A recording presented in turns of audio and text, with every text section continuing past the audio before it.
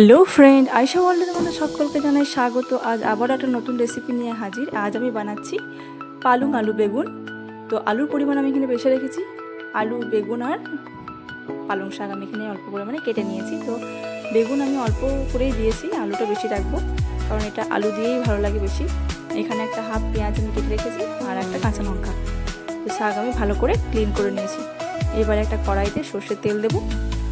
তেল গরম হলে পেঁয়াজগুলো তেলের মধ্যে দিয়ে দেবো, লঙ্কাটাও দেবো।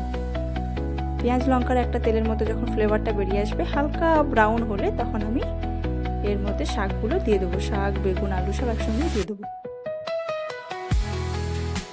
এরপর একটু নাড়াচাড়া করে নেব।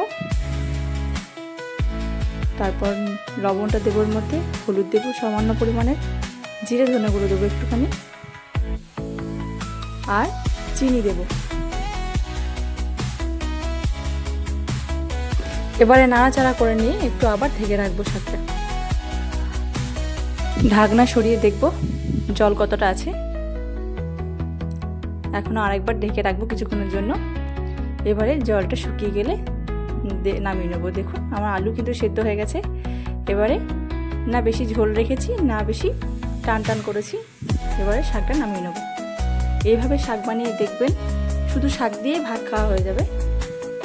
অনেকে এটা রুটির সঙ্গেও খেতে পারবেন। দেখুন আমার পালং শাক, আলু, বেগুন রেডি।